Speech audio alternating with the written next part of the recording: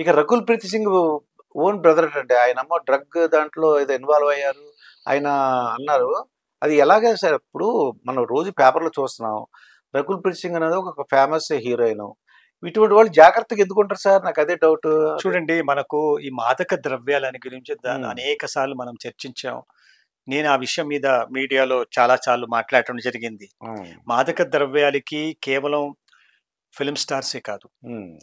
Industrialist, వాళ్ళ పిల్లలు, పలుకుబడి ఉన్నవాళ్ళు, అవును. డబ్బులు బాగా ఉన్నవాళ్ళు, హై లైఫ్ స్టైల్ ఆర్డర్‌కి అలవాడిన వాళ్ళు, తర్వాత బ్రోకెన్ పేరెంట్స్‌లకు పుట్టిన పిల్లలు, వాళ్ళ దాంపత్య జీవితాలు, ఫ్యామిలీ టైప్స్ బాగలేకపోయినా గూడా ఇలాంటి children of the broken homes వాళ్ళందరూ కూడా ఇలాంటి వ్యసనాలకి హ్మ్. గురవుతున్నారు. కాబట్టి ఈ సినిమా వాళ్ళలో మాదక ద్రవ్యాలు సేవించటం అదొక పరిపాటిగా మారిపోయింది. హ్మ్. ఎందుకు? వాళ్ళు మేము విచారించినప్పుడు కూడా ఏమి తెలిసింది? వాళ్ళు ఒప్పుకున్నారు. ఏవండీ, ఈ కారణాలు చేయటం మాకు కావాలి. మాదక ద్రవ్యాలు సేవించక తప్పదు. హ్మ్. మేము దానికి బానిసలమైపోయాం. ఎందుచేతంటే మాది గ్లామర్ వరల్డ్. చాలా ఛాలెంజ్‌లో పనిచేస్తాం. కాంపిటీటివ్‌గా ఉంటుంది. ఈ గ్లామర్ ఎల్లప్పుడూ ఉండదు. కాబట్టి ఆ కిక్ కావాలా. We need that support from మాదక ద్రవ్యాలు. మాదక హ్మ్. ద్రవ్యాలు తీసుకోవడం ద్వారా మనకు ఎక్కడ లేని కాన్ఫిడెన్స్ పెరుగుతుంది. మా కరేజ్ వస్తుంది. మా ఫేస్‌లో ఎనలేని గ్లో వస్తుందని వాళ్ళకు అదొక దురభిప్రాయం. మరి పాత వాళ్ళందరూ ఎలా అది సూపర్ పాత 'ఎన్టీ రామారావు', ఆర్టిస్టులు 'అక్కినేని వీళ్ళు నాగేశ్వర' గారు. తీసుకునేవాళ్ళు. కానీ పాత ఆర్టిస్టులు లిక్కర్‌కు బానిసలయ్యేవారు. మనం చూసాం. అవును. అందరూ కానీ కాదమ్మలండి. అందరు కాకపోయేది. ఆ! అవును. Maybe exceptions may be there. హ్మ్. కానీ మాదక ద్రవ్యాలు ఇది పరిపాటి పోవటం ద్వారా ఇంకోటేంటంటే, ఇందులో ప్రధాన సమస్య ఏంటంటే, మాదక ద్రవ్యాలు విచ్చలవిడిగా ఇరు రాష్ట్రాల్లో అందుబాటులో ఉండే విషయాన్ని మీడియాను ద్వారా మనకు అవునండి. తెలుస్తుంది. హ్మ్. రో రో ప్రతి నెల 2, 3 కేసెస్‌లు వెలుగులో వస్తున్నాయి. గంజాయి పట్టివేతో, లేకపోతే కొకేనో, లేకపోతే హెరోయినో, హషీషో, లేకపోతే ఎండీఎంఏ. హ్మ్. మాదక ద్రవ్యాలు సేవించటం అంత సునాయాసం విషయం కాదు. ఎందుకంటే అది డబ్బుతో కూడింది. అవును. చాలా. ఇవాళ కొన్ని డ్రగ్స్ ఆర్ సో ఎక్స్‌పెన్సివ్. ఇవన్నీ ఎలాగా అందుబాటులో వస్తుంది? డార్క్ నెట్ ద్వారా. హ్మ్. అది వాళ్ళ సోషల్ నెట్‌వర్క్ ఎంత చాటుచక్యంగా పనిచేస్తుందంటే, అక్కడ సరఫరా చేసేవాళ్ళు, పెడ్లర్సు, మిడిల్ మెన్ అందరూ హ్మ్. ఉంటారు ఇందులో. ఆయన కన్స్యూమర్ ఉన్నాడు. కన్స్యూమర్ దానికి బానిసలయ్యాక వాడు ఏదో రకంగా ఆ మాదక ద్రవ్యానికి అలవాటు పడినోడు ఏదో రకంగా దాన్ని సేవించాలి. అవసరమైతే హ్మ్. ఎలాంటి నేరాలైనా చేయటానికి సిద్ధపడాడు. మేము చూసాం ఇప్పుడు. చాలా సందర్భాల్లో మంచి కుటుంబాల్లో పుట్టిన పిల్లలు దీనికి బాధితులైన తర్వాత అనేకమైన ఆహ్, ఆహ్, ఆహ్, అంటే అన్‌ఎథికల్ హ్మ్. మీన్స్‌కి వాళ్ళు లోనై డబ్బులు డబ్బులు సంపాదించడానికి. దొంగతనం హ్మ్. చేయటమో, లేకపోతే కొన్ని కొన్ని హత్యలు చేయటం. సందర్భాల్లో వ్యభిచారం గూడా చేస్తున్నారు. హ్మ్. అంటే దాని బానిసలైన కని వినని నేరాలు ప్రాక్టీసెస్‌కు చేసుకుంటున్నారు అవును. మంచి ఫ్యామిలీస్ వాళ్ళు. దీనికి ప్రధాన కారణం ఏంటంటే తల్లిదండ్రులు వాళ్ళు ఎక్కువ సమయం కేటాయించలేకపోతున్నారు వాళ్ళ పిల్లలకి. హ్మ్. వాళ్ళ పిల్లోడి యొక్క ఆ మాదక ద్రవ్యాలకు అలవాటు పడిన పిల్లోడు వాళ్ళ ప్రవర్తన శైలి ఏ రకంగా ఉంది, క్రమేపీ మారుతుంది అని గమనించలేకపోతున్నారు. వాళ్ళు వాళ్ళ జీవితంలో వాళ్ళు బిజీగా ఉంటున్నారు. బిజీగా ఉన్నారు. కాబట్టి హ్మ్. ఇది జరుగుతుంది. హ్మ్. తర్వాత వీళ్ళు పట్టుబడిన తర్వాత వాళ్ళకు డీ అడిక్షన్ వాళ్ళకి చూపారు. వాళ్ళు వాళ్ళు టోటల్‌గా మిస్‌ఫిట్ అవుతారు సొసైటీలో. హ్మ్. ఇక్కడ మీరు అడిగారు ఫిల్మ్ స్టార్స్ ఎందుకు దీనికి అలవాటవుతాయి. ఈ కారణం చేతనే వాళ్ళకది కావాలా. హ్మ్. తర్వాత ఇప్పుడు మరి వాళ్ళకు ఎంత బానిసలారంటే ఎంతైనా దూరం పోయి ఈ రేవ్ పార్టీస్ అనండి, మిడిల్ మెన్ అని ఇప్పుడు నైజీరియన్స్‌ని పట్టుబడ్డారు. హ్మ్. వాళ్ళు they are the important peddlers. కానీ ఈ పెడ్లింగ్ అనేది చాలా మనకు చాలా సందర్భాల్లో ఇన్వెస్టిగేషన్ ఏజెన్సీస్‌కు, ఎన్ఫోర్స్‌మెంట్ ఏజెన్సీస్ కూడా అంతుచెక్కని విధంగా వాళ్ళు మారుతుంటారు. హ్మ్. గతంలో అనేక ప్రభుత్వాలు మేము ఉక్కుపాదం పెట్టాము, సిబ్బందిని నియమించాము. హ్మ్. ఉన్నా గూడా ఎందుకు ఉదంతులొస్తున్నాయి? భారీ ఎత్తున మాదక ద్రవ్యాలు ఎందుకు పట్టుబడుతుంది? ఎందుకు విక్రయాలు జరుగుతుంది? దీని మీద మనం ఫోకస్ చేయాలి. ఫోకస్ చేయాలి. హ్మ్. దీనికి కారకులు సిస్టమ్ వైఫే కాదా? అందరూ కారకులే. హ్మ్. ప్రభుత్వం ఎంతవరకు చేస్తుంది నియంత్రణ? ప్రతి చోట ఒక పోలీస్ వాడిని, డ్రగ్ ఇన్స్‌పెక్టర్‌ని పెట్టలేరు కదండీ! అవునండి. Drug enforcement officer. కాబట్టి దేర్ హాస్ టు బి ప్రక్షాళన చేయాలి. సమాజంలో ప్రక్షాళన రావాలి. ఇప్పుడు మీరు చెప్పినట్టు హీరో అంటే సినిమా వాళ్ళు ఆ గ్లో గురించి, ఆ ఎనర్జీ గురించి అన్నారు. మరి ఆ 'రకుల్ ప్రీత్ సింగ్' అనేవాడు బ్రదర్ అండి.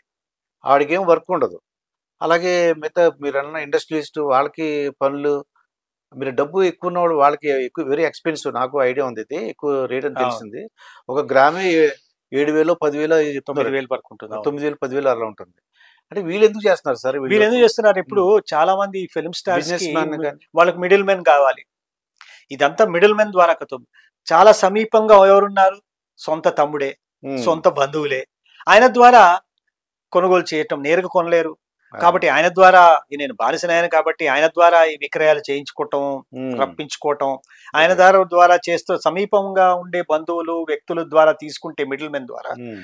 మనకు బహుశా ఎలాంటి ప్రమాదం లేదని ఒక పొరపాటు వాళ్ళ ఆలోచన. అది. సో వీళ్ళు కూడా దానికి కూడా అలవాటే. ఇప్పుడు ఏదైనా బట్టి ఒక కుటుంబంలో చూసామండి, ఒక వ్యక్తి అలవాటు పడ్డాడంటే మాదక ద్రవ్యాలకి, హ్మ్. దాని యొక్క ఇంపాక్ట్ ఇతరుల మీద ఉండబోతుంది.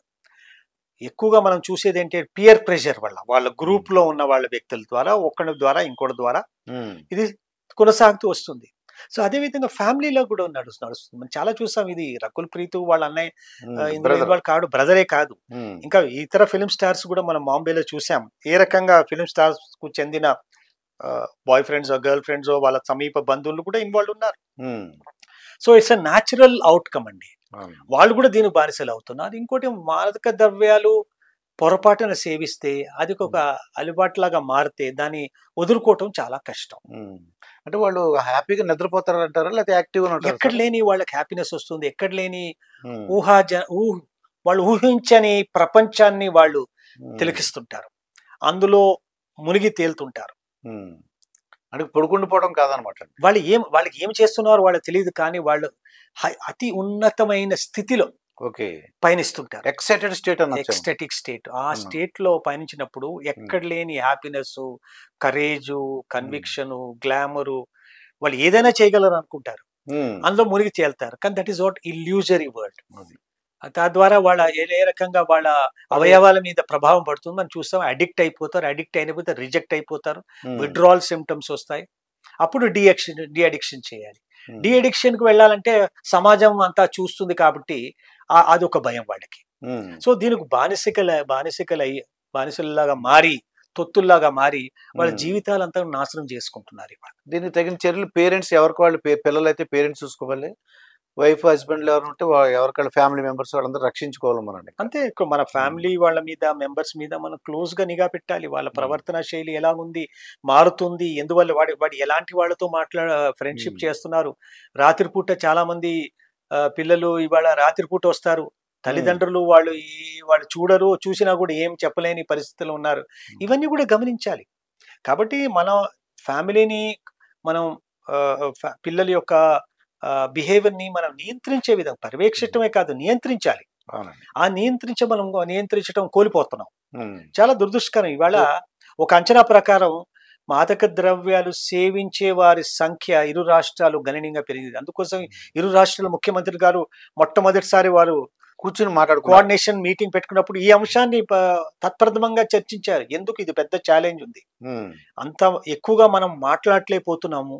ఎందుకంటే చేప కింద నీరులాగా అది ప్రవహిస్తుంది. అవునండి. అదే కాకుండా యూత్ మీద ఎఫెక్ట్ ప్రసార ఉంది. మాధ్యాలండి. హ్మ్. నేను ఈ పరిస్థితుల్లో ప్రసార మాధ్యాలని మనం అభినందించాలి. హ్మ్. ఇవాళ ఈ విషయాన్ని తారాస్థాయికి తీసుకువెళ్లారంటే ప్రసార మాధ్యాలే, అది మీలాంటి వాళ్ళు, హ్మ్. మీలాంటి ఛానల్ వాళ్ళే. సో కాబట్టి ఎంత చర్చిస్తే అంత మంచిది. హ్మ్. సమాజంలో అంత చైతన్యం రావాలి. అవునండి. ప్రజలు భయపడాల. ఈ అవునండి. మాదక ద్రవ్యాలు సేవిస్తే ఏమవుతుంది జీవితం అనేది రాలి. హ్మ్. ఫిల్మ్ స్టార్స్ ని కూడా ఒక విధంగా ప్రసార మాధ్యాలు వాళ్ళ మీద ఎక్కువ కేంద్రీకరించడం ద్వారా అవును. వాళ్ళు రోల్ మోడల్స్ కదా. అవునండి. Film stars are role models. Okay. మరి ఆ రోల్ మోడల్స్ ను వాడు చేసిన ప్రవర్తనని అందరు కూడా అనుసరిస్తారు. కాబట్టి ఈ రోల్ మోడల్ సరైన వాడు కాదు, హ్మ్. ఇలాంటి దురలవాట్లు ఉన్నాయి. సో వాడి మీద చర్య తీసుకోవాలి. ప్రసార మాధ్యాలు ఎక్కువగా ఫిల్మ్ స్టార్స్ ని ఎక్కువగా చూపించారు. చాలా మంది అంటారు టీఆర్పీ రేటింగ్స్ కోసం చూశారని. కాదు, టీఆర్పీ రేటింగ్ ఒక అంశం అయితే వాస్తవంగా వీళ్ళు రోల్ మోడల్స్ కాబట్టి వీళ్ళు రోల్ మోడల్స్ వాళ్ళ ప్రవర్తన ఎలా ఉండాలి, ఆదర్శంగా ఉండాలి. హ్మ్. సో ఈ ఆదర్శంగా ఉన్న వాళ్ళు ఈ రకంగా చేస్తున్నారని చూపించడం తప్పే ఉందండి. అదండి. సమాజం రేపు మేల్కొంటుంది.